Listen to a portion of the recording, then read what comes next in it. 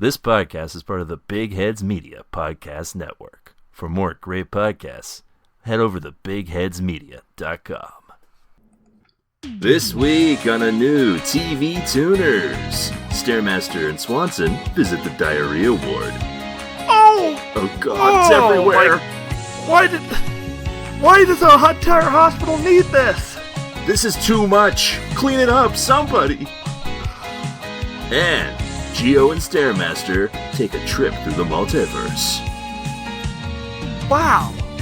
He looks just like you, but with a mustache. Just stay in the car, buddy. Just stay in the car. It's me, Professor X. Stay in the car, man. He's trying to get into our car. Stay in the fucking car, dude. All that and more on a new TV Tuners.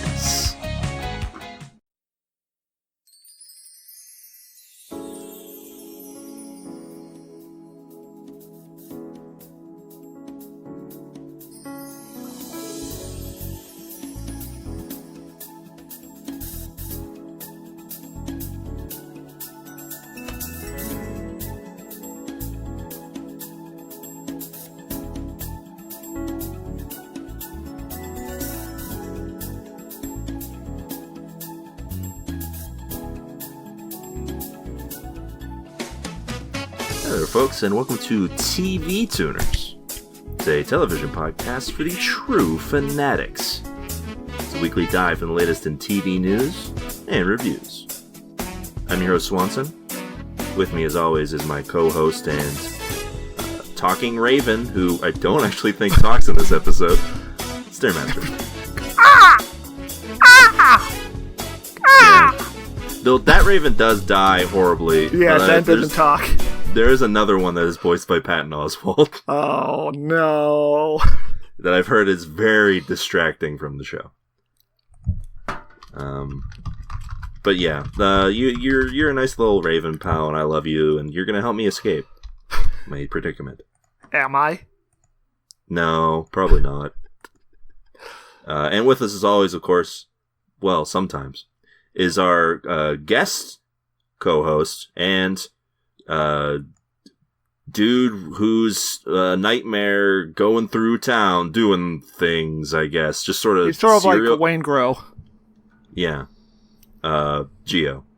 Hey guys, I based my performance on Patrick Bateman, but I didn't try too hard. It's true. Fun fact, Stair might know this, but that was the that's US FBI dude from Narcos. Oh. Well, wait, which? Oh, you mean the DEA guy? The white guy from Narcos? Mm-hmm. Well, yeah, USA white I did not spot that. Also, yeah, I think you did a pretty good job acting, so I'm sorry to dunk on you there. I was just a nervous guy who played that role. You did a good job. I didn't mean to... Don't worry, he's not listening. We don't got to punch down on this show. We blocked him on Twitter. Boyd Holbrook, if you are listening, come on the pod. Yeah, come on the pod, dude. You can riff me, all right? You owe me one. Come on. So, welcome to another exciting edition of TV Tuners. Keo, still on his trip to Nebraska. He's hanging out. He told us he had unfinished business to take care of. He said he was learning a lot about corn. Yeah, and probably the best Springsteen album. The two great artists of our era. Corn and Springsteen, dude. Just a Gen X boomer hellscape that we can never escape. Yeah, he said that he had some business that he needed to take care of down there, so, we're letting him do his deal. But yeah, I'm here with my buddy Stairmaster, and we're here with our buddy, the people's our impeccable buddy, guest, Geo. I think you've already broken the record a while back, Geo, but you are the most frequent guest on TV Tuners. Well, it means a lot to me, Undefeated. And I always love being East. here. East of the Rockies. That's true. Yeah, dude. I really love being on the show. Thank you for having me on. It's truly a pleasure. I love podcasting with these people. It's true. And I always appreciate getting called up to the majors of being on the podcast from the minors of writing like 10 emails a week. Yeah, just us reading one email out of the deluge of emails that I have. Yeah, dude. I got a disease, and sometimes I'm just seized with a great email for you guys, and sometimes it's not a great one at all. And sometimes you just need cowbell. Yeah. Kettlebell. Cowbell. Kettlebell. You got a fever, and the only cure is Kettlebell. You mean like squats? No, I'm you know that SNL sketch? Kettlebell. Cowbell? Yeah, the one where Christopher Walken. Yeah, Christopher Walken. I need cowbell. He was playing Joe Rogan, and he was saying like, "I need kettlebell." I remember that. No, cowbell. What's kettlebell? Yeah, Blue Oyster. A gorilla lift a kettlebell. And it was what a fucking guy. It was like in a gym, and Blue Oyster Cult was all looking totally ripped for some reason. Let's take a look at this video. This gorilla totally lifts a kettlebell, man. It's primal instinct. Yeah. You guys selling kettlebells yet? No. Like TV Tuner branded kettlebells? Yeah, that's where the money's at, dude. You can get them made out of anything that's heavy. It's true, yeah. People are real into exercise because of they've gotten into a groove thanks to the pandemic. Oh, so. Well, people are into exercise because they want to meet us, impress us, and seduce us. Yeah, and you know what? You can try. Yeah, if you buy our TV tuned bells. Our TV tunal bells. Towels. Tattle bells. Tattletales. Our TV tuner tattletales. Anyway, yeah, another great addition to the show here. Of course, if you're listening and you're thinking like, man, I got a question, a quip, a comment, foresight. Maybe I have otherwise. Well, you could send that to us at our email address, and we'll read it aloud on the podcast. That's right. You can send any of those over to us at our email address, tvtunerspodcast@gmail.com. What's that email, Gio? That's tvtunerspodcast@gmail.com. I can confirm it works. That's right. Yeah, send all your good stuff over there. We'll either confirm or deny whatever you send. And by deny, I mean we won't actually read it. It's more of a reject. Yeah, I guess that's true, but you know, I don't want to be negative. Denying is also negative. Stare, how do you work with this guy? Oh, I don't know. I was just thinking. I'm sort of like the visor who manages the regent. The fuck is Explain. Is a regent? Like Jafar. All right. Oh, okay, yeah. Of course. Vizier. You're the man behind the throne. I guess Swanson is Jasmine. All right, I can see it. I haven't seen Aladdin since I was a child. I don't remember. If I'm Dark Brandon and I'm sitting on my throne, Stairmaster is whoever sits next to Dark Brandon, I guess. Kamala Harris? Yeah, I guess. Shadow Harris. Shadaris.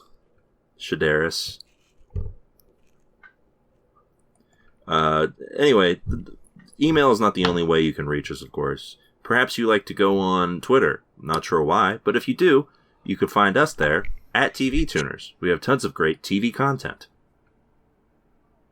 And sometimes I'm told we look for a tweet of the week, but not this week. Okay, I got a tweet of the week. This tweet of the week comes from Legalize Rats. Who writes, hold on, I lost it. I choose you, sparkly emoji, and it's a picture of a rat and a little Pokeball toy. Don't like it. I like it. You like it or you don't like it? I don't like it. This could... What do you mean? He's just a little guy. Children got to learn to avoid rats, and this might make them think otherwise, and we're going to have another black plague on our hands. He's a beloved companion to someone. But Gio, this goes counterintuitive to what this Twitter account's all about. It's about legalizing rats. And this looks like a friendly little guy. He's just a guy. Look at him. He's watching TV. The rat. Yeah, he's sitting on his butt in the second one. I can feel this rat propaganda working on me in real time because I do like this little guy. He's just a little guy. He's sitting on a blanket. I think that's a blanket. Looks like it. That's just... What else could it be? On the right picture, that's the white stuff. That's just his little rump. And he's got a big old rat rump he's sitting on. He's got a big old rat ass. He's like a little... He's like a person sitting... This rat's got back. Wait, is that the same rat in those two pictures? It's the same rat. Correct. Wait, is it? Yeah. No. I don't know. I'm gonna Maybe scroll it's up. not. I don't think it is. I don't think it is. What's going on here? They got two different rats. Are we getting lied to by this legalized rats page? I told you guys, it was brainwave bullshit, man. I bet they put something in these images. This is some Stalinist bullshit. Don't look. Scroll up, boys. I'm all the way in last week's Discord by now.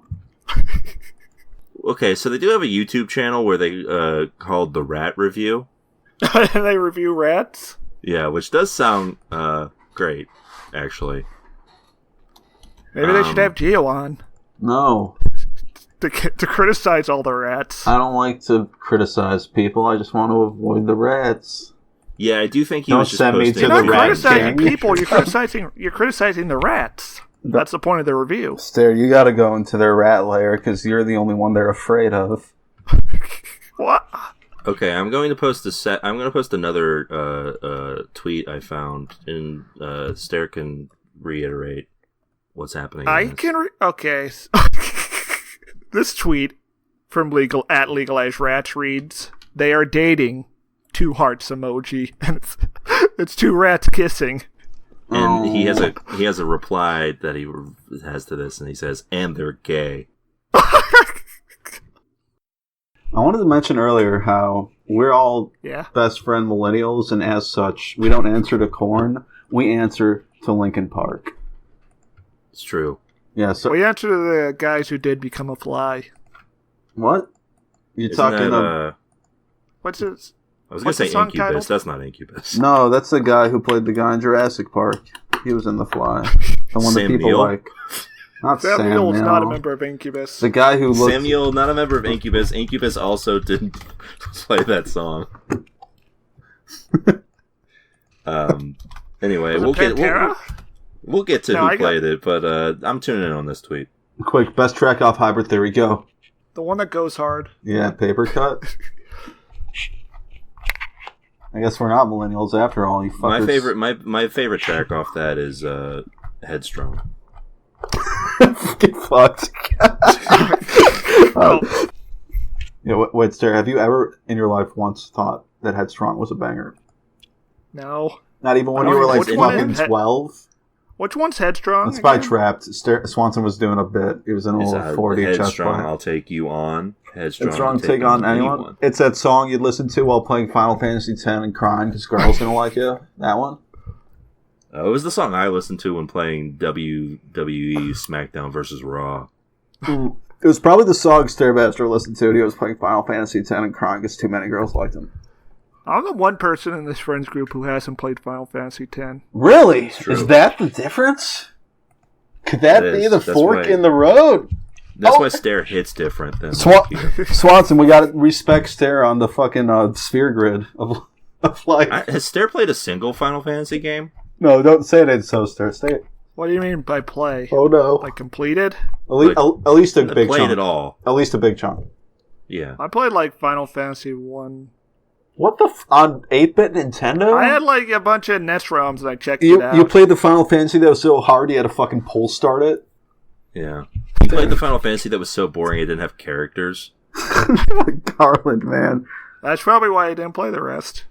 We gotta go back. So the song Change Into a Fly is by Deftones. Oh, I love the Deftones, dude. I love that song about wanting to drive away because you're upset. Yeah, that sounds like a song they make.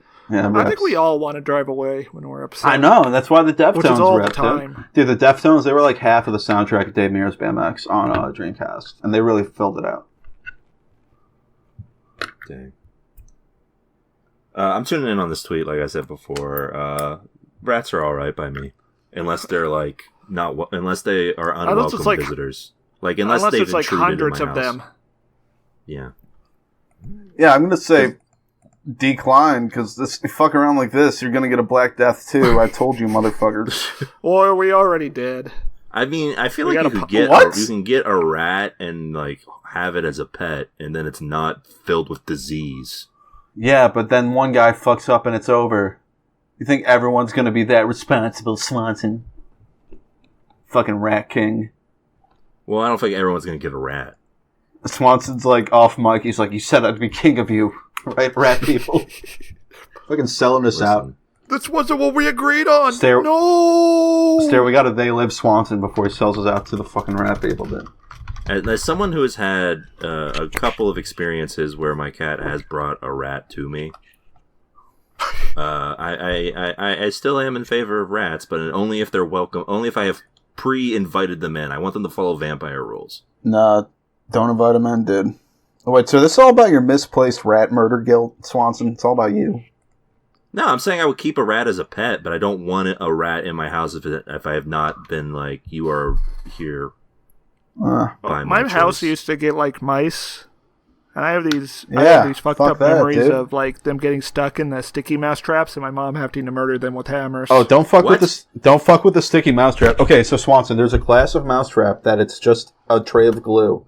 And the mouse... No, I know the sticky mouse trap, but yeah. We're just going to gloss over the fact that he mentioned his mom would finish the job with a hammer? That's exactly what the sticky mouse trap causes, because it doesn't kill them. They just scream for days and days and days on there. It's like systemically fucked up, dude. Like if you use an old swing one, it generally just kills them. But what if you get the little ones where it's like you put them in a little house? And you go and drive away like from your house, and you put them out somewhere else away from your house, so they don't come back. Yeah, sure, dude. Or some shit. We all have that amount of mouse time. You drive like out into like a field or something, so that it's like plausible deniability because they still end up getting murdered by something, but you don't have to murder them. Didn't you just watch that Coen Brothers movie where they tried to drive someone out to a field and it didn't fucking work out at all? And here you are doing that shit with rats? Are you saying that I should worry about mice in like a Miller's Crossing scenario? Yeah, exactly. Yeah. You should know better. Where you come just saw home Miller's and like Crossing. the mice turns on the light and he's like, I want to see you sweat. That's exactly what mice do, dude. Use the swing traps. So the mice are like John Turturro and Miller's Crossing, and I've got to treat them like Gabriel Byrne does at the end of that movie. You got to be like the old man who's a Rembrandt with the Tommy gun.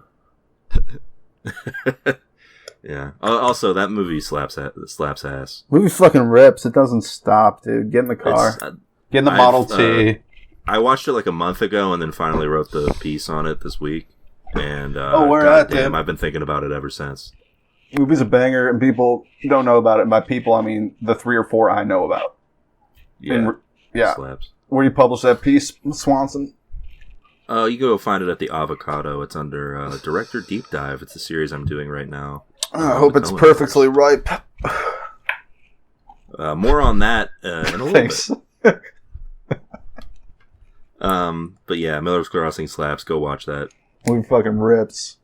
Movie fucking does not get off the interstate. Yeah, man. You'll believe a hat can fly through the forest. Oh my god. Anyway, Stare, what's the rumpus? What? What's going on, man? Oh, nothing. Are you asking what I've seen lately? Yeah, sure, that's what's next. Oh, I watched Elvis. You watched Elvis? Holy shit. Film of the year. Film of the year, can you man. contextualize me here? I've heard nothing about it, but I do know that Elvis had a pretty good Never Been to Spain cover. I was like about to curl up into a small ball for the final act of that film. I felt like I was watching Jesus go off to be crucified. Is this like a full budget movie? Who's in it? Who plays Elvis? Adrian Butler plays Elvis, and Tom Hanks plays Colonel Tom Parker. Who directed it? Baz Luhrmann. He did the Romeo plus Juliet movie from 1996 with Leo DiCaprio. What the fuck? I don't know shit about that. I think. No, Moulin Rouge. Yeah, that's right. Different than Chicago. A better movie, I think. Well, shit. How is it, dude? It just goes. Yeah. Right out the gate. Yeah. Hell yeah. How's Elvis? Oh, he's perfect. Hell yeah. Where do you watch it? Can I watch it on my couch? I don't know. Oh. I just torrented it. Oh. Yo, dude. Yo, fucking police too slow to catch him. They can't catch old Stare. Too fast for the skateboard. Slip and slide master is never gonna get caught. You can rent it on Amazon. It's only like $19. Only. Oh god, what the fuck? Yeah. That's more than a movie ticket for it, I bet. We're probably the same. I think that is what movie tickets are now. Hey, don't worry, fellas. I'm going to pull a 2013 and just drive to a red box. Oh, okay. I'll get my Elvis is coming to me one way or another, baby. I had briefly considered going to see it in theaters, and now I'm kind of disappointed I didn't. Yeah, I definitely. It's really good. It's really good. I'm excited now. I haven't even heard of this before. I've only seen the clip that I saw, and I found it on Twitter, where... The He's White clip? Yeah, the He's White clip, where there's like this guy who's listening to Elvis on the radio, and he's like, he's white. And Tom Hanks, who plays his like conniving manager, is like, he's white. He's white. Yeah, it's just, the camera zooms in on all these radios playing his music. Yeah. How's it compared to the background? How's it compared to the Joaquin Phoenix Johnny Cash? I never saw that. Oh, what? How's it compare to John C. Reilly as Dewey Cox? I never saw that. Walk Hard's great. Yeah, I did. Walk Hard's still funny. Yeah. Elvis is sort of like the opening montage from Ali. That was the entire movie, I think. Is Ali good? Damn. That's sort of... Yes, good, it's a Michael Mann joint. I know, dude. It's a Michael Mann joint with Will Smith. Does Michael Mann have a misfire? Will Smith playing a straight guy. His greatest performance of all time. Like, does Michael Mann have a bad one? Does he have a miss? Really? Okay. He has Black Hat, and even that's still pretty good. Did he do Public Enemies? Yeah, he did Public Enemies. I remember that one being just okay. Is that like an old ass gangsters movie? Yeah, that was about what's his name. I remember that one being just okay, but I felt like that was because I don't really care about Johnny Depp. Probably. I like Johnny Cash, though.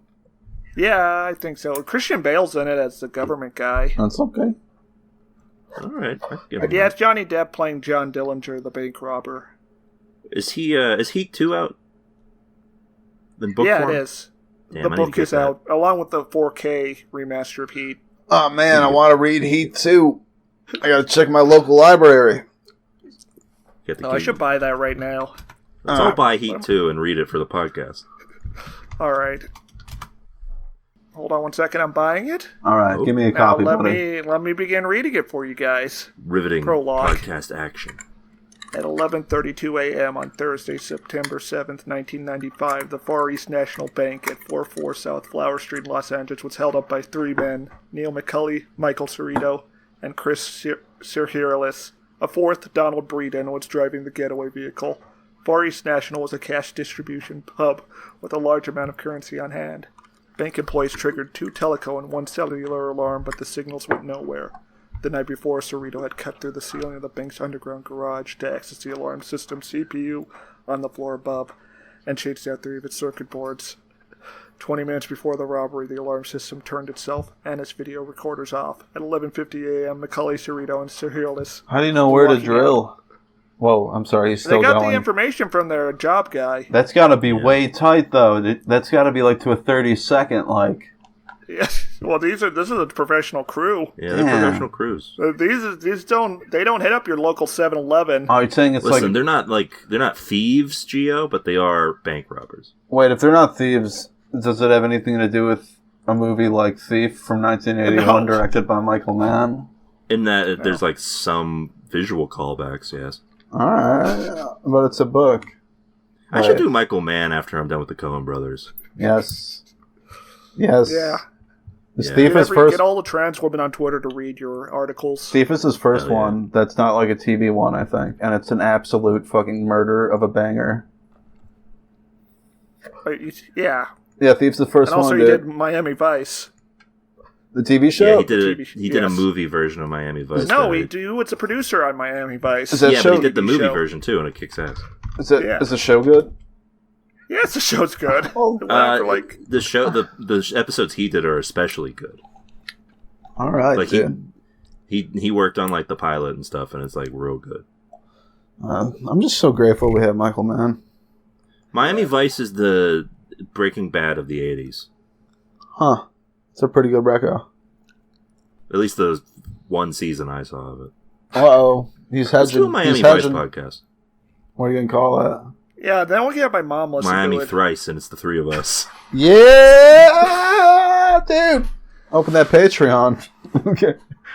You gotta buy the weed for the show somehow. Yeah. Yeah.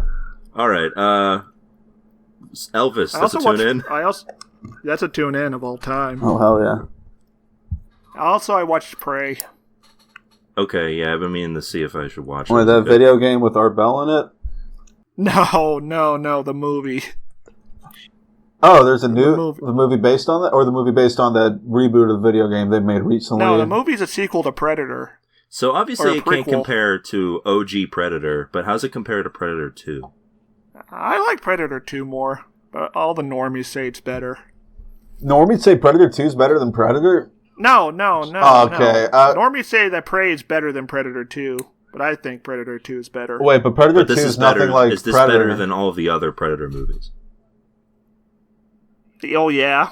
Okay. Like, I haven't seen Predators because I heard it was bad. Wait, isn't this movie supposed to be compared to Predator? Because Predator 2, that's like a whole different like movie where it's like a fucking detective cop doing LA shit, right? That's Lethal Weapon meets Predator. So no one's expecting this to be better or worse than Predator 2 because Predator 2 was like a weird like offshoot, right? You haven't seen Predators or The Predator? Which one's the Shane Black one? I think Predators is the Shane Black one. Shane Black. The Predator is the one where they all are kidnapped and left on the jungle planet.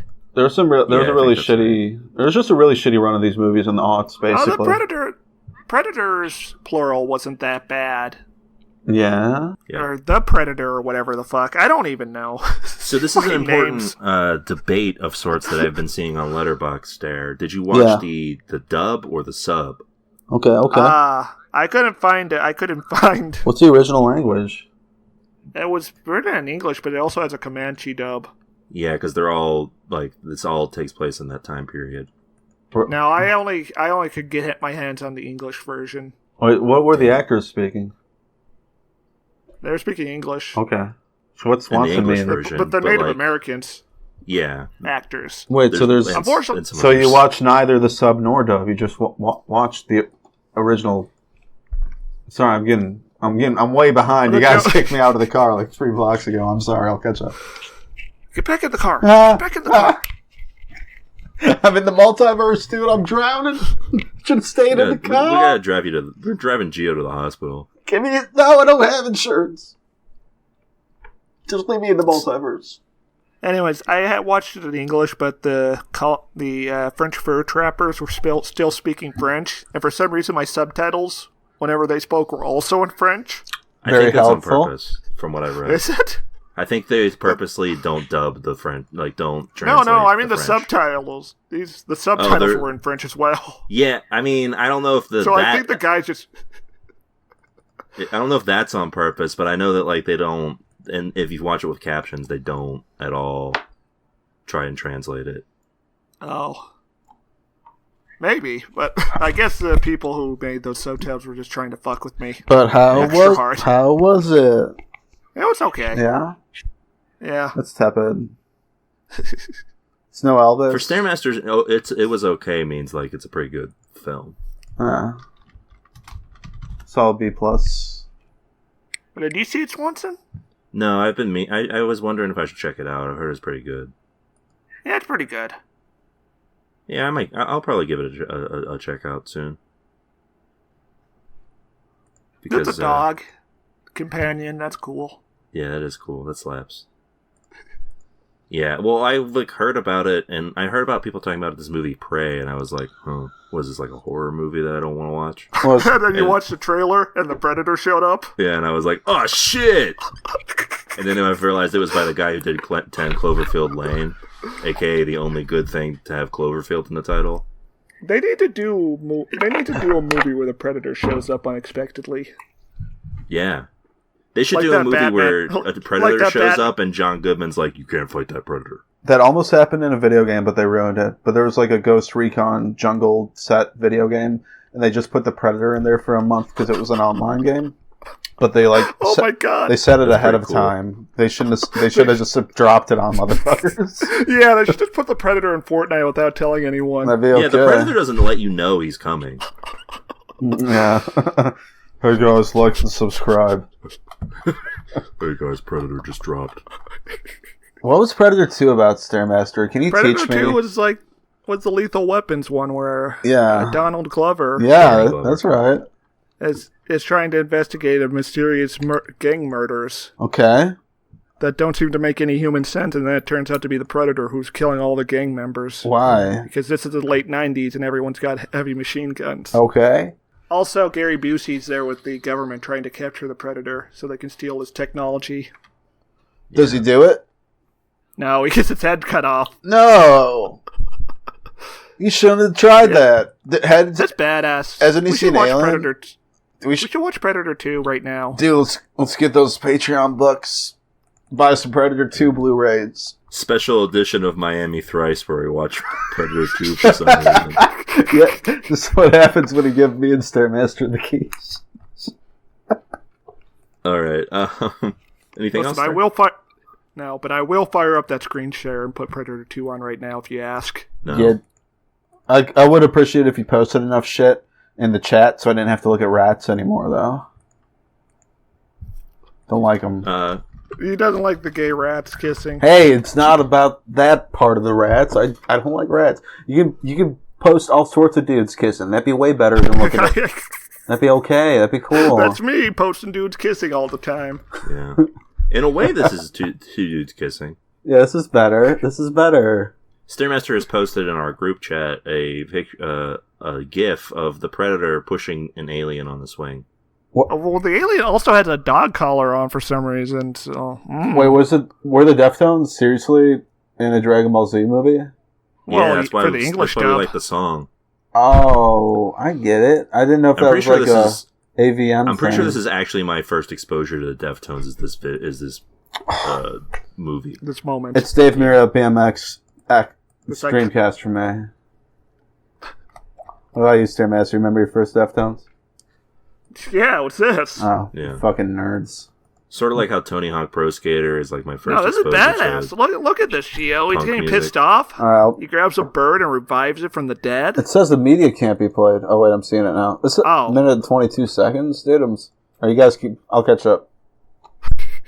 No, let's just give us your. All right, yeah, let's do a straight minute and 22 of what Gio's reaction is. Of Gio watching I'm coming Goku to this backwards, where I like the Super Deftones, but I don't know shit about Dragon Ball. Oh, this is all Everyone's right. fucked up. Oh, I'm so glad the Deftones let him do this. Yeah, it's pretty cool.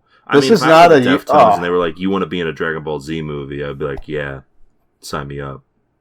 In 2002, hell yeah. Yeah. It's just drums right now and the whispering, but if I know the Deftones, they're gonna drop the song and get screaming pretty soon here. Yeah, oh yeah, dude. And there's this purple dude. Yeah, he's just floating. Oh my god. Wow. It's too bad I gotta watch this cartoon. But this song rips. Holy shit. He's pissed. Oh. This guy's pissed off. Yeah, where is he? What planet is this? It's Earth. Why do the rocks look all like that and shit? Because he's so powerful. Alright. Because he's so pissed off. Gio, you never gotten so pissed off the rocks levitate, dude? No, anger is weakness, dude. That's what, in real life, that's how it works. No, this is righteous indignation. It's like the Bible, man. No, dude. Oh, no. He used his anger to revive a bird. I got to the end, and now he looks like Sonic the Hedgehog. Fuck you. He came first. Oh. Second plagiarized. Sonic the Hedgehog wishes he had nipples like Goku. It's literally 7 Chaos Emeralds because of Dragon Ball. I just want you to know that I misunderstood he came first as a sexual thing. Oh. Goku well, he also came first. Just got a little too angry. He couldn't hold it back. Goku comes first and doesn't realize it. I mean, he had sex before. He just keeps going. Oh, I just meant that he had sex before Sonic the Hedgehog, the game, came out. Right. Actually, Stairmaster, if you could fill us in on the history of Dragon Ball Z X Sonic the Hedgehog pornography, I think we could do a special thing for the Patreon. Okay, so, as you know, there's 7 Chaos Emeralds because that's a reference to Dragon Ball. Right. And Sonic goes Supersonic as a reference to Supersonic. Right. And Eggman's in a little pod because Frieza has a pod. As we well know. Yeah. And he's shaped like an egg because Frieza is also shaped like an egg. Yeah. I think that's it. Knuckles is like Vegeta. Yeah. And Shadow is like, Trunks. Also Vegeta. What about the chemical plant zone? That's just Namek's natural atmosphere. No, that's just... Are we gaining or losing subscribers? We're losing subscribers. We I had don't them know. when we were I think watching we're them. tapping into something. We Clip. really We're got to. certainly No. losing subscribers to Miami Thrice right now. You guys just have to scope in on millennial Sonic survivors and just get real fucking I think narrow on we've that demo. cornered the Sonic fan market in terms of people who want to listen to our podcast. Also, the ending to Sonic Adventure 2 is a homage to Mobile Suit Gundam Char's Counterattack. Were you guys young enough to cry emotionally about the ending of Sonic Adventure 2? Because I was. Yes. I mean, I wasn't that. I did not Yes! Wow, Swanson, you fucking heartless bastard. cry. I didn't cry. No, Stairmaster, it's okay. Swanson's one of us too. He just hasn't admitted it yet, and that's okay. And that's what No, we I want. cried at the cried. end of Final Fantasy I X. weeped. Oh, okay. Final Fantasy. Sphere Grid, baby. Yeah, I cried. I was like, damn, they did that. I can't believe they did that. So, Gio, you watch anything you want to talk about? Yeah, I've been watching The Rehearsal recently. Have you guys seen that? Yeah, we No. did an episode on it even. I know, and it's funny because I stopped listening because I knew I was going to watch the show, but then I forgot about it and never listened to the rest of it. So I got to go back and listen to the rest of that app. Yeah, that show slaps. How far are you into it? I think I'm current, maybe, unless something came out today, in which case I'll have to watch it tomorrow, but I'm pretty much fucking current, and it's incredible. It's like, it's making me feel like that deep little tingle in the bottom of my soul that, like, Metal Gear Solid 2 and Ava, like, made me feel. Like, it's genuinely an incredible, multi-layered show that communicates something about neurodivergence that I've not seen communicated in the medium whatsoever. And at the same time, you can just watch it without that and just laugh your ass. But it's so fucking layered and dimensional, and it's like the sole pitch of the show, like The Rehearsal. It's like Nathan Fielder found one aspect about learning to live as a neurodivergent person, and just zoomed in on it and multiplied it. And every time a rehearsal doesn't work, the answer is more rehearsal, and like it's so fucking good, and it's so genuine to something that is completely incommunicable. And I love The Rehearsal by Nathan Fielder. I love the numbers guy. I think we should have him on the pod, Swanson. I thought you didn't like numbers there. No spoilers about today's ones. I haven't seen it yet. No spoilers. Yeah, I haven't watched the latest. Yeah, no spoilers. This isn't spoilers for the series, but they did find the numbers guy's Instagram. The numbers and he's in a relationship with the lady. Numbers guy from episode 2. The Scion TC at 100 miles per hour. Vice wrote a story on that guy. I didn't read it yet because I didn't see the show yet. Oh. But I can direct you to Vice for a story I haven't read. I bet you that numbers guy would be a great guest for Miami Thrice. I don't know. You seem kind of like a manipulative kind of fella. That's fine. You have him on for a little bit. That's why he's a guest. Just how well he can run that tab up. It's its own show as well. Just running up the fucking HBO bill, dude. It's incredible. And then it fucking ends so beautifully. Oh, no spoilers. Oh, 3. I Yes. like the fact that guy has a Gundam poster in his room. Yeah, that guy's cool. That made me smile. It's like watching 3 Stanley Kubricks at once. Let's see. You want anything else? Really, this is Nathan Fielder's Barry Lyndon. I haven't seen that one yet. Is it tight? Yeah, it's tight. Alright, so let me get my Lyndon. Did I talk about this on the pod? No, let's hear it, bro. I think I did. Let's hear it, champ. And I also said it was tight. Alright. Anything else, Gio? I really don't think so. Just Sandman? Sandman. One of the Sandman. I also watched Sandman this week. We'll get to that. Yeah. I think we'll get to it now, bitch. Whoa. Okay. I mean, I guess we don't have to talk about what I watched. What did Swanson watch? I want to know. Stair. Can you apologize? I watched this a while ago, but I realized I hadn't mentioned it on the pod. Sorry. I didn't realize Swanson had gone. My bad. Well, you can make it up to him by talking over his launch. We've been having a lot of fun time. I realized I never talked about this on the pod, but I wanted to bring it up because a recent news item I saw reminded me of it. Yeah. Star Trek, Strange New Worlds. Star Trek's good. There's a good one. Again? Yeah? There's a good one, folks. What's it only about? took, I don't know, a decade plus. What's the show about, 20 man? years. So, it doesn't... This is interesting because it sounds sort of sketchy, but then it pulls it off so well. Okay. So this is the captain before Kirk, Pike. and he's played by a guy named Anson Mount. I don't remember what he's in other than this, but it's 10 years before Kirk takes over command, and the fun little twist in terms of this is that Pike knows his future. So, like, in the future, he loses command after he gets all fucked up and becomes, like, a paraplegic. Wow. And he knows that that's his destiny, but he has to command this sort of crew of people regardless. And Spock's in there, and he's played by a guy who's, like, clearly referencing Nimoy in some ways, but is making it his own sort of role. But how's he know that, Swanson? How's he know that? That's one of the ethical questions that it asks that is like very Star Trek-y, which is, does he know for sure, or is he just following what he's been told? That's not what the word ethics means. By what means is he by what means? Well, one of the ethical questions is, should you change your future if it helps only you? How'd he learn this shit, dude? He had, like, I assume it was a nightmare or something. No, he had a he's been shown what his future is, essentially. By who or what is what? A witch. Oh, no, it was like some sort of dumbass shit that happened in Discovery. Okay, I gotcha. Which is not a good Star Trek show. Which we will never watch. Wow. So instead, just watch this, which just sort of glosses over. It's like, yeah, he knows his future, and then you're like, yeah, I guess it doesn't really matter how he knows. It's more about the ethical questions of, is it a good thing to try and avoid that, or to keep just chugging along? Right, dude. But here's the main reason that it's good. Yeah. It's episodic. All right. It's an episodic show. Turns out Star Trek is best as an episodic show. Like each episode is a relatively self-contained story. Yeah, there's a little bit of there's character arcs and stuff, but like everything. So it's is like mostly, The Sopranos. Yes, that's right. And Christopher Pike is Tony Soprano. Yeah. He hates his mother, but also wants to fuck her. Sure. His mother hasn't come up yet, but I think that might be the dynamic. Where's the subtext for Tony wanting to fuck his mom? I haven't seen it in a while. Is it all in Many Saints of Newark? No. Melfi suggested like multiple times during their sessions. Yeah, but then he's always like, I don't want to fuck my ma. And also in Many Saints of Newark, Livia's actor is casted to look like Carmela. You saying I want to fuck my mother? Fuck you.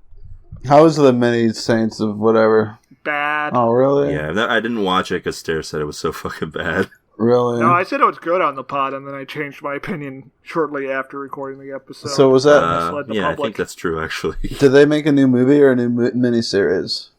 It was a movie.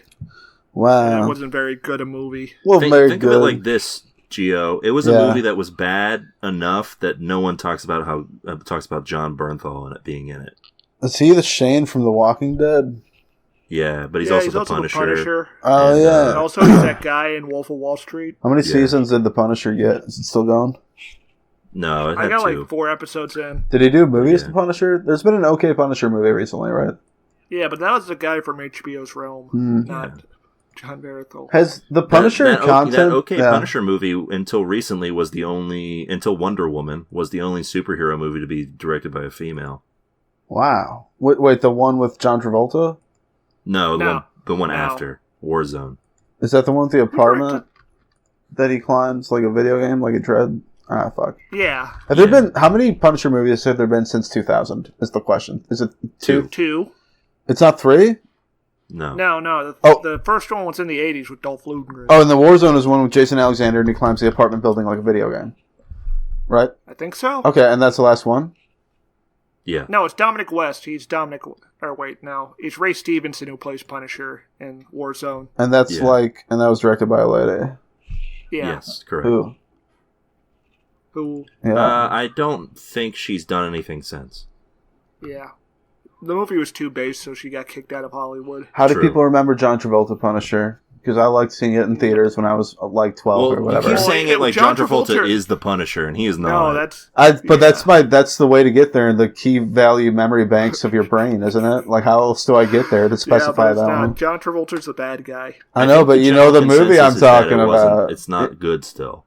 How else do you mention that specific Punisher? How else do you get there? And, It's not really a Punisher movie until, like, the last 10 minutes when he's killing everyone. Yeah, it was quite restrained. You can call it the Thomas Jane Punisher. That's the guy who plays the Punisher. Oh. Yeah, I remember John Travolta, Mr. I'm sorry, Thomas Jane. You're a great actor, Has John Travolta done a good movie since The Punisher?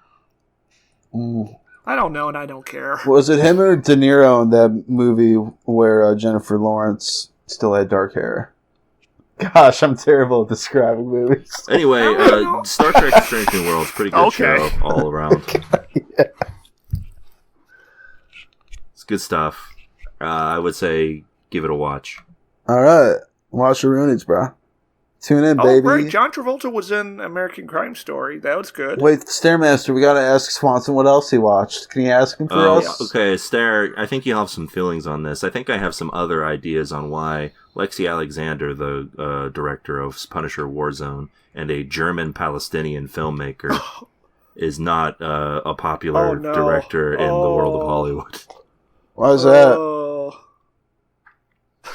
Well, that's like the worst possible combination of ethnicities. Oh. I'm not commenting on that. What else did she do? She was recently... She was in the Marine Corps. Oh, wow. She got a Meritorious Service Award for martial arts instruction. Oh, that's cool, dude. No wonder she made the good Warzone. She really hasn't done anything since Punisher Warzone.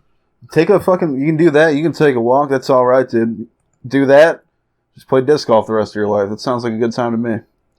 You make the Punisher Warzone, and you retire. She has been directing episodes of television mostly since then. Oh, she directed an episode of the Taken TV series. They made a Taken TV series? Was it on Quibi? No, unfortunately. It took up. No, we took up. She directed an episode of LA's Finest, which we did with Geo. Oh, dude. That's the Bad Boys spinoff. The circle is unbroken. Snake. Yeah, but she didn't direct the episode we watched, so... Also, she did stunt work on Batman and Robin. That last show I was on. Yeah. This lady sounds dope. That is badass. You should let her do TV tuners. To come on the pod. Yeah, dude. Hey, come on the pod. Talk about how cool your fucking life is.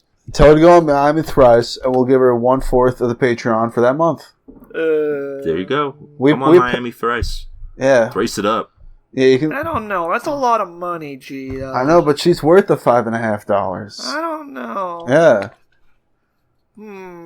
Before tax. The only other thing I wanted to talk about that I watched, in reference to the Coen Brothers, I watched another Stone Cold classic, Barton Fink. More like the Goen Brothers, am I right, fellas? Because they keep going. Every movie in there goes in. Barton Fink, dude, is that the period piece?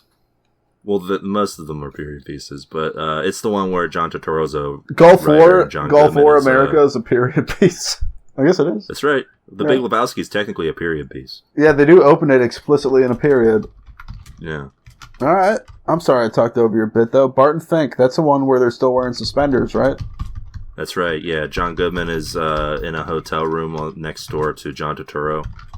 Okay. He's like a struggling writer. Oh my gosh. Is it a great movie? Oh yeah, it's great. It's maybe one of their most unexplainable movies ever made. What about compared... I've seen a very serious man, and that seemed quite inexplicable. Yeah, it's very much like a serious man. I like that one. That one was really good, but really weird. But that it feels like Barton Fink is like the proto A Serious Man. Only it has less... Like A Serious Man, you sort of feel some sort of emotion for the main guy. Sure. In this, Barton Fink is like an ass the whole time, and you kind of... He's an intellectual who talks about writing things for the common man, but then John Goodman plays a character who is a common man, and he never listens to anything John Goodman tells him. Oh my gosh. And then the film devolves into a magical realism hellscape that is really cool. I gotta watch this movie, thank you, Swanson. Yeah, it's real good. I watched that movie, A Funny Man, with Joaquin Phoenix. What's all that about? He's like a sad clown in a rundown 80s city. It's sort of like A Serious Man, but funnier, I guess. Damn, he plays a clown Meds run out. before Joker? Is that why they got him for Joker? I'm starting to see it now. Yeah, he thought it'd be a good joke. Clowns, dude. Clowns. The clown line. Anyway, I'm down tune to in on clown. Barton Fink. All right. What else? What do you need? A Swanson? roadmap? It's a line from the movie. Ha ha ha. What else you watch, Swanson? Yeah, what else? What else, That's dude? What else? What else? Do you watch just something a little gritty? A little sandy?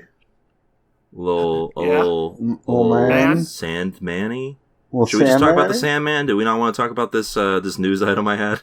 We can I talk. don't even remember what the news item was. Yeah, I feel like let's- Stair really wanted to hear what the Terminal List creator had to say about woke viewers. Oh, okay, that is, yeah. So the Terminal creator, What's the terminal? Tom Hanks from the Terminal, had some things to say. The Terminal about the List, woke Stair. agenda. You've watched the show, evidently.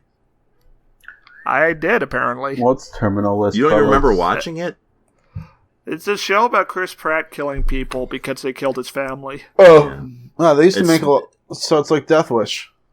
Yeah. All right. It's Yeah. apparently a series of books. It's based on a series of books by former Navy SEAL Jack Carr, Okay. who is also an executive producer.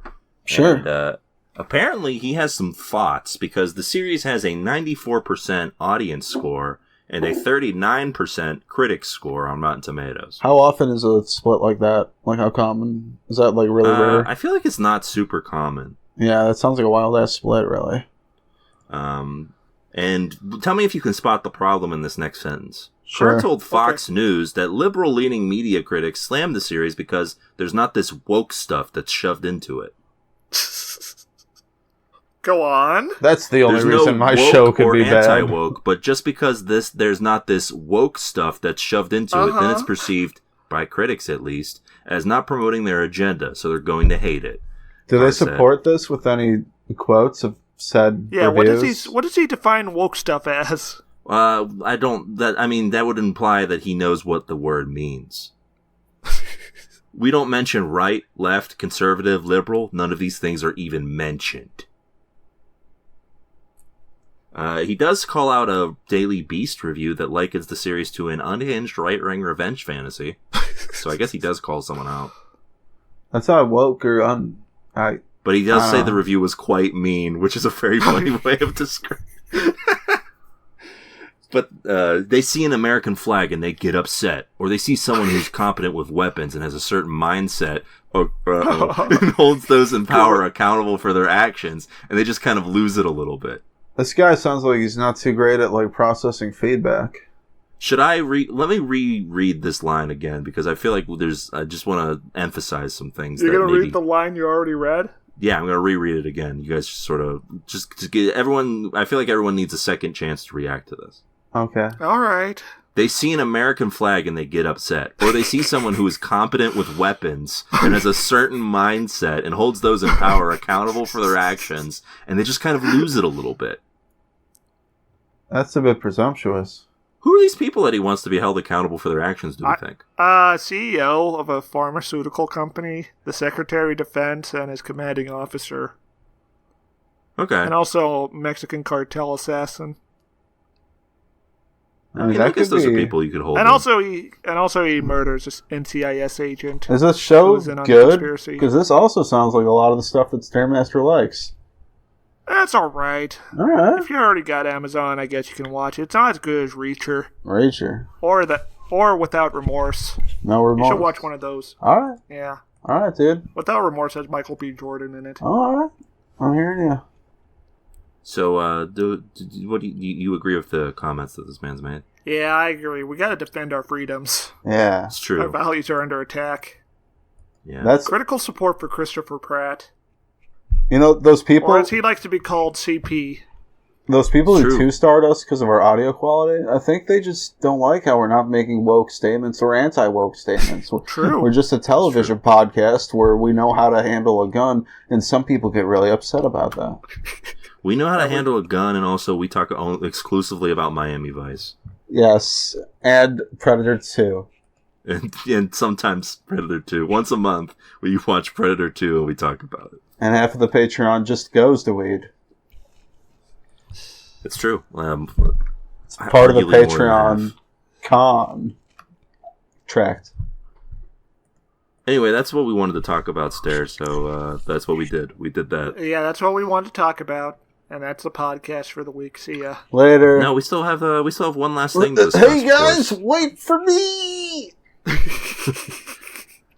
we have one last thing to discuss, of course, which is that we watched a show. Alright. No? Yeah. And now we're going to talk about it. We watched Netflix's The Sandman. The Sandman is a adaptation of the seminal Neil Gaiman graphic novel series that follows Dream, the personification of dreams and one of the seven endless who follow our every desires and control our every whims and whatnot. Sure. Is captured in an occult ritual, and after being held captive for over a century, escapes and sets out to restore his realm, the dreaming. Did the Sandman make you dream wonderful dreams, or did it become a nightmare? I like how the synopsis for the show you just gave is literally the plot of episode 1. Yeah, that's what's on Wikipedia, and I think it's pretty funny. Yeah, now we don't have to do anything else. I can go home. So it's true. It is kind of just what happens in episode 1. I thought the show was good, but to be honest, there was a point 10 minutes in where I realized I had to watch this entire thing for an hour of my life, and I decided to try and like it. But I thought the show was good. I have that feeling every week. Yeah. Even with stuff he likes. Yes. Yeah. I don't like being forced to spend my time. We watched Better Call Saul, and he's like, ugh. I like Sandman. I think it's weird how the Sandman himself is kind of like a Harry Potter David Bowie figure, but I'm here for it. I like He's kind of a twink. As soon as like turn of the century English Jeff Bezos was like, we're gonna fuck death, I'm like, all right, I'll watch this show. Yeah, it's true. It's a shame Death doesn't show up in this episode, though. You gotta keep tuning in, bro. You gotta keep tuning in for Death. What do you think? I think there was some anger because Death is like a black lady in this show. Did it make you dream dreams of dreams or fall into a nightmare, Swanson? You gotta answer your own fucking question. I liked it. I liked it more than I thought I would, to be honest. Same. What about you, Stare? Oh, it's alright. I mean, there's a problem that the crutch of this episode is people who, like, the main cast of this episode, half of them die and won't be in future episodes. Yeah, but don't you love seeing that kind of, financial bombast in a show sometimes? Because sometimes the opposite is true, where they don't have the balls to do shit like that. So, yeah. To be fair, like that Bryan is Cranston sort of Godzilla. It is sort of how the Sandman books sort of work, and that he sort of walks in and out of people's lives as necessary and whatnot. Characters like come and go, and he's sort of just like the figure that shapes their story.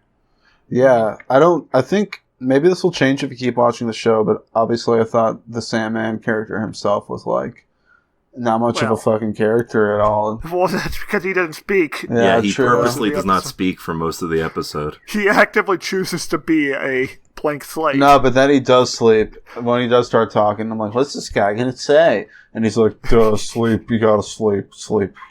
And I'm like, this guy doesn't have emotions. I wish he sounded like Patrick Warburton. Sleep. Yeah, hey, you gotta sleep. You gotta sleep. Night. Yeah. You guys are gonna sleep now. Have a good night's rest. That's actually a pretty good impression. It's kind of worrisome. I don't know what sort of knob turned in my brain to let me do a good Patrick Warburton impression. But you had it, though. You had it. Nightmares belong in the dreaming. Hey, Peter. Hey, Peter. I ever tell you about... Hey, Peter, I ever tell you about the time I was captured in dreaming? Stop it, you can't. You're too good at this once. Never do it again. All right. So yeah, we get introduced to Morpheus, also known as the Dream. They're also known as Dream. He's just known as Dream. Is this related to that Morpheus movie that everyone was making jokes about? No, that's Morbius. Oh, okay. Although if they teamed up, I'm sure it would be cool. What about Morpheus, the peer-to-peer piracy platform from like 20 years ago? Is this related to that? Wait, I never used that. Did Neil It did Gaiman seem like a dream, so yeah. Did Neil I was Gaiman? too young. I was too young in 2002 to use that sort of stuff. That I left it up to my dad. Is Morpheus a pre-existing term for sleep, or did Neil Gaiman make that? I think it's. It's a good question. I think he just really liked The Matrix. Yeah, I think he just. Yeah, that's right. I think he just really liked. Morpheus is a god associated with sleeps and dreams. In Ovid's Metamorphosis, he is the son of Salmonis. Of course. And appears in dreams forms. In the medieval period, the name began to stand more generally for the god of dream or sleep. Wow. So that's why that LimeWire shit was called Morpheus, I guess. Yeah. You learn some shit every day on this show, bro. Makes sense. Alright. Now it all makes sense. All makes sense, bro. So yeah, we get introduced to Morpheus, and he's like hanging out in his little dream world, and he's like, I gotta go find this nightmare that's gotten loose. He puts on his cool kick-ass mask that's from the comics. Dude, English Jeff Bezos, real piece of shit for thinking you're smart enough to fuck with, like, literal death. English Jeff Bezos, by the way, played by chronic bad dad Charles Dance. Oh my gosh, he was such a bad dad in this movie. But then the miniseries. But then the miniseries is so cruel that it's like, yeah, but a shitty kid was a shitty kid that never grew a spine, so fuck him, he's going to hell forever. Which is kind of sad. I feel like it's not saying that like he deserves it so much as Morpheus is like, you fucking didn't do anything really to help me, so. I know, it is dark though. It's like, yeah, like that the whole reason his dad didn't like the kid was because he was like an indecisive, kind of like not the traditional masculine man he kind of liked. And then, but he lives his whole life, the story shows us, by never doing anything about the problem, which is an extension of that judgment and insecurity. And that very thing dooms him to, like, hell forever. I don't know, it's just kind of fucking dark. It's kind of a cruel thing to do on a character. Though? That's a great question. No, I feel like dying is worse than eternal sleep. Well, we don't know. We haven't seen the hell episode, bro. No, because he's dreaming for the rest of his life. Or forever. Well, we'll have to find out. I get pissed off. We're going to find out what dying means probably if we keep watching the episodes as they feed them to us. I just want to say that this is basically like the start of a Metroid game. Expand on that. He gets all of his gear and power-ups taken from him, and now he has to go find them. Yeah, true. That's true. And he had to run out of that exploding hospital, too. Oh, that was Metal Gear Solid 5. 35 seconds. Yeah. That's right. Makes sense, dude. So another character that doesn't get to show up in this that we were missing out on is Lucifer, who's played by Gwendolyn Christie from Game of Thrones. What is Lucifer within this lore? Just the ruler of hell. Is he one of the Endlesses? No, I don't think so. Alright. Death is, though, obviously. Yeah. And there's a couple others, I think. There's Desire. So where's English? Desire. There's Delirium. Destiny. Delirium kicks ass if it's anything like how they are in the comic books. So where did English Jeff Bezos learn this spell? It looks like he just bought a book somewhere. Oh. I think that's probably what he did. Rich people always just sort of fall into things, so. Like that info was just out there and nobody tried it yet? Well, he's British, so he probably stole it from some other civilization. Yeah. Yeah. Yeah, that show really escalated quickly. I tell you what, the soundtrack is very fucking abruptly emotionally manipulative. Yeah. So this guy shows up and he's like, I'm here to see your dad, the Magus. Of course. And he walks past like a sacrifice ritual and he's like, totally normal place. Oh, I missed how he walked past that in the beginning. I think I was eating 2 bags of popcorn. I don't think it was a sacrifice ritual, but it was somebody like cutting themselves. So what happened to that rich guy? Yeah, good question. I think he just joins the Magus. Yeah, it was kind of like, this sacrifice ritual's kind of fucked up, kid? But then I think that's the last we get of him. Yeah. And then it just turns to this guy being like, we're going to capture death. I think didn't the rich guy want his help in reviving his son as well? Yes. Yeah. Yes. And then it's never brought up. Oh, because he didn't get death. That's all 1 hour episode, Swanson. They've only got so much time. So, you guys saw the bird getting shot because he was tapping on the glass for like 5 seconds, and the soundtrack was swelling and swelling. It was like obvious the bird was going to get shot, and yet it was still literally impactful when it happened. Like, I don't know. Yeah, that's pretty good. There's like some parts. There's some good emotional manipulation occurring this episode. My favorite part about the episode, though, is the beginning, the very trippy special effects sequence of like, oh, bloody hell, I'm the Dream King. Let me show you my dream world in this cutscene. Like, it starts off really nice, but then they just put less and less money into it as it goes on, because they know you're paying less attention. Yeah. Like, it's really, when the guy shows back up, the sleeping guy shows back up, he's very badly composited into that. They like just hit the beginning really hard. Which is really interesting. That's a good strategy. When they show back up and he's like, oh, Peter, my dream world's been devastated. No. I've got to get my powers back. Got to get my gas mask thing. I got to get my gas mask thing and go out there. I know my pouch of sand and my ruby are somewhere. I'm breathing the sleep gases without my gas mask thing. Oh, it's getting sleepy. So, Morpheus becomes imprisoned. First off, we get introduced to DEA agent guy from Narcos as the Corinthian, who is a nightmare that has left the dreaming world and is in the real world. And in this, he's just sort of a generic serial killer, I guess. Sure. Which, fine. I guess it's fine. Morpheus is like about to get rid of him, and then he gets sucked into this ritual. And the Charles Dance is like, "Oh, I guess are you deaf? Oh well, I guess I'll just take your stuff anyway." Yeah, it just fucking rolls him. It just takes all his shit instantly. He literally takes the clothes off his back and is like, "You can hang out naked man."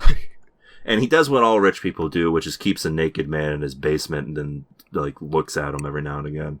And there's a generational softening of the guard, where even the guards near the end even look a little more Paul Blart Mall Cop instead of like the beginning guys who at least looked like hard crime men. You know what I mean? There was a bit that I did enjoy, which is that the sort of fear mongering that Charles Dance does, where he's like, "This guy will kill us if he gets loose," even though it's not really implicated that that's the case. In fact, he doesn't kill anybody other than the guy at the end. What about the mall cops? Oh, he just snoozes them. Sleepy they just go to bed.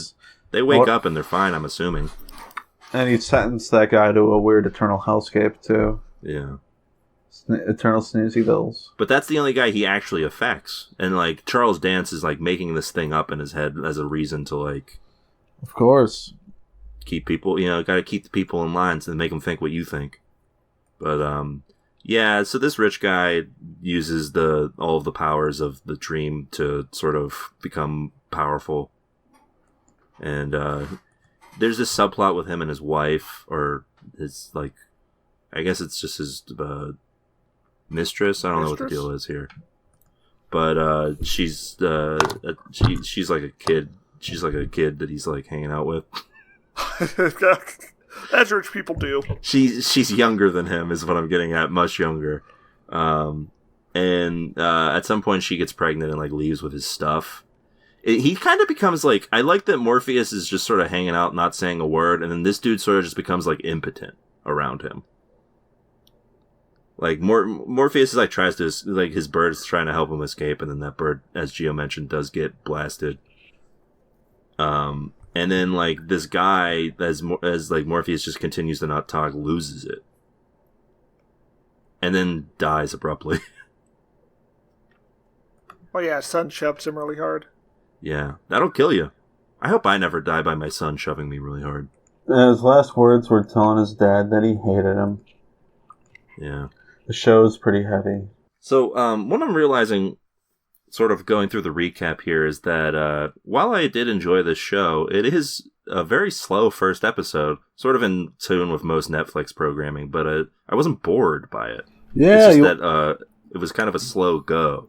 That's fine, because I kept wanting to figure shit out, I guess. It's a really interesting kind of world compared to what you get these days, and I don't know, I've never read the graphic novel. Have you guys? It sounds like Swanson has. Yeah, I've read it, and it's close-ish to what happens in the novel, although this whole first opening chapter is sort of breezed past. Right, and that's supposed to be a great story, right? So all they got to do is not fuck it up. And to be fair, Neil Gaiman is intimately involved in this, so I feel like that's probably a good reason why they didn't just do the normal Netflix patchwork job on this. And he's went through it all with like Watchmen. Like there's a whole thing there. So why is this a Netflix show? They paid the most money for it. The highest bidder. Like, Gaiman wanted to make this a HBO film for years. Like the bidding process, I mean? Was that before HBO Max was a thing? Yes. I can't imagine Warner Brothers would let... No, this has been in production in Netflix since 2018, 2019. Oh, yeah, okay. Since 2019. And originally it was going to be a movie, and Joseph Gordon-Levitt was going to be Dream, which that sounds like a bad idea, actually. Well, that sounds okay. What do you guys have against Joseph Gordon-Levitt?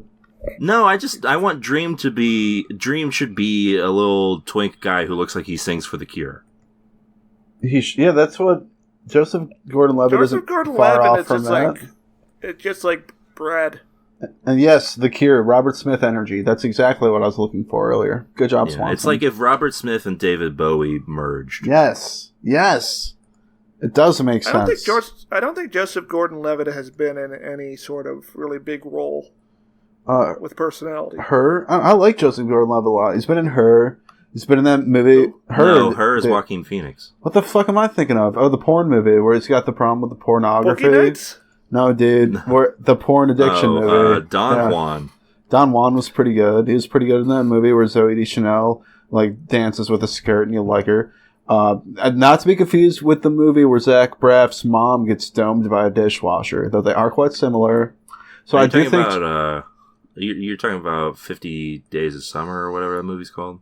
Right, exactly. That was Joseph Gordon-Levitt. Yeah, Joseph Gordon-Levitt's got some creds, bro. He's got some titles under his belt. I feel like it's been a hot minute since I've seen him in something that I was like, yeah, Joseph Gordon-Levitt.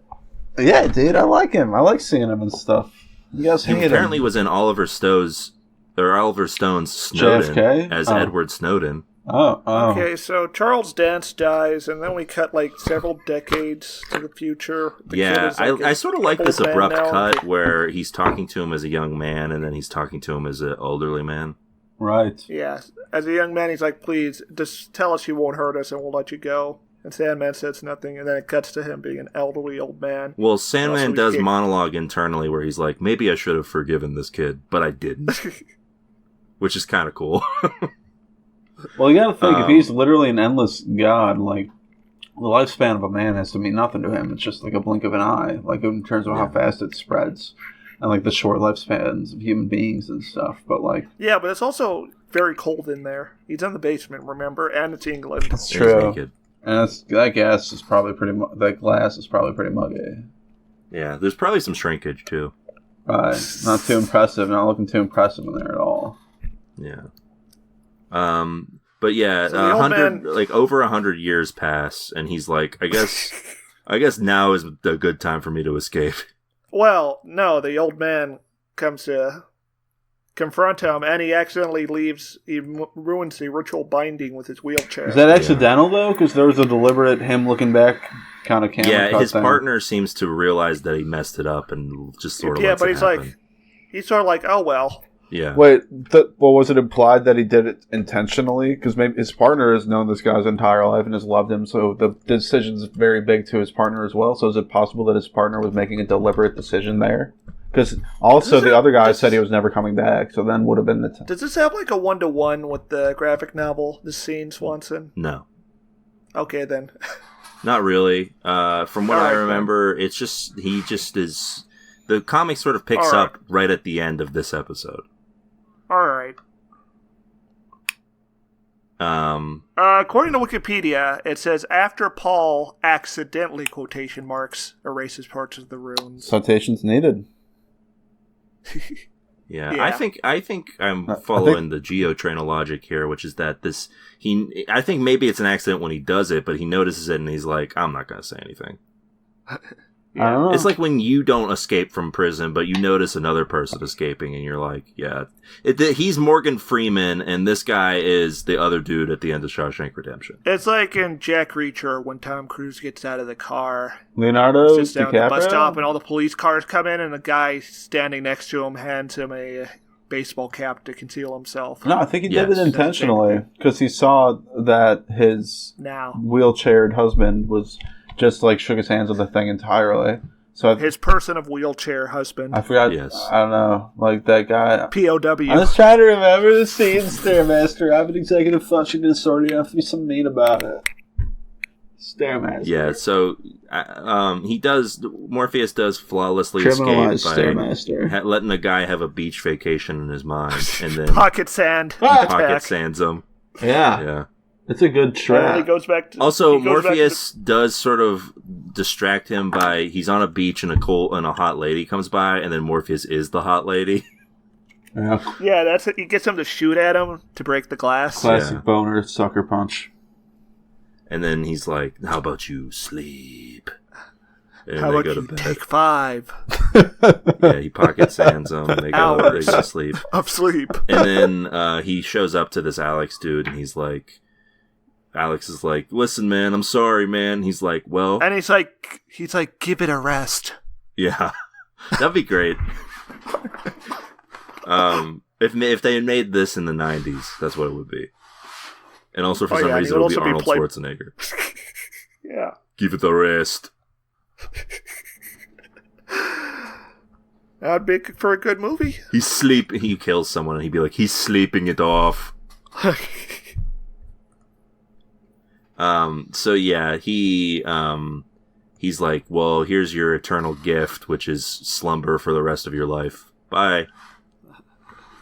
And we get like, I think the reason that we're not supposed to 100% be like, "Hell yeah, Morpheus," is because we get a scene of his husband being like, "Wake up." And I think that's supposed to sort of make you feel a little bad about this guy's fate. Yeah. But also, this show does blame World War II and the Holocaust and him being put in the glass orb. It's true, yeah, because people can't sleep. That's what happened to Hitler. He couldn't sleep. Well, they get nasty dreams. So Sandman goes back to his dream realm, and it just shit has turned to fuck. Yeah. Yeah. And it's like, I'm gonna fix this. Roll credits. Well, Yeah. we also see the Corinthian with no eyes, which is the big reveal of the episode. Yeah, that's Good. cool, I guess. He's got no eyes. It's cool. In the comics, it's not just that he doesn't have no eyes; it's that he has rows of teeth. I don't think they show that in this. Oh, that'd be too scary. That's true. So yeah, that's the end of this episode. It was fun. It's definitely slow in a Netflix sort of way, but it wasn't like Daredevil doesn't show up until the end of the season. That was like thing. slow in a slow vibes way. You know? Yes. Like a slow album. Just like It was like, slow in a deliberate way, and not slow Yeah. in a we have 10 episodes and 5 episodes of story. Yeah. right. That might be okay. It's That's a tune it's in for me. slow, but it's not thin. It's slow and thick, and that's always gonna be a No, tune in don't for say it like me, that. dude. Tune Slow in. and thick. That's how I like my peanut butter sandwiches. Thick. They're not gonna let me podcast again for 3 months after this. More like 9 months. Yeah. And then a new podcast shall be born again. But Tune in. yeah, I'm gonna tune in on this. Yes. Stare? Yeah. Stare? I Stare? guess I'll tuned in. tune in. Stare? Tune in? Push triple All tune right, in. everybody. That's a tune in on the Sandman. Yeah, Um, yeah. And I just thought about this now, and I gotta ask, guys. Better show if it was Adam Sandler the whole time? No. Yes. No. Just Adam Sandler sitting around naked in a glass cage. That's what I wanted to tell you guys. Did you guys hear about this? Netflix made a new Adam Sandler basketball movie, and they con you into thinking it's like Uncut Gems. It's nothing like Uncut Gems. It's just Adam Sandler made another movie, but he hung around the Safdie brothers for a couple years, so he knows how to point a camera now. But he's pointing it at the same exact thing. It's the same exact thing. It's an Adam Sandler movie. That's how he gets you, man. They got us. Gio, would it make you feel better if I told you that Adam Sandler is working with the Safdie brothers again on a new movie? Yes, because he's a great actor, but I don't like when Adam Sandler gets to make the movies, I guess. Yeah, well, that would make me very happy. He's apparently doing something else with the Softies. Yeah. I don't know what I that'll love Good be, Time. but, That's an incredible movie. That'd be pretty good. Shout out to Good Time. Stairmaster, you seen Good Time? You'd really connect to it. That's what I gotta catch that out. I gotta catch that one. I've heard it's good. Yes, it's incredible. That's where the Robert Pattinson Renaissance began, really. Dude, that's where I'm like, who's Robert Pattinson? He's got it, dude. He's got it in that movie. I've met people like that. He's got it in that fucking movie. Yeah, he's a great actor. Watch Good Time. Watch Good Time. And tune in to Sandman. And that's about it on TV Tuners tonight. Yeah, Thanks that's about everybody it for this week's showing episode up. of the show. Let's hear it for Swanson. Swanson, if people want to find you, what's your Twitter handle, bro? My Twitter handle is @Jesse Swanson. You can find me there, mostly telling bad jokes and occasionally linking to my writing that I do on the avocado. On the Cado. I did that ripe joke earlier. You didn't laugh at it, which I noticed. Didn't hear you say Stairmaster. it. Betrayal. The Stairmaster laughed. Stairmaster, where can they find you if they want more Stairmaster? You find me on Twitter @GundamCell. That's incredible. What a handle.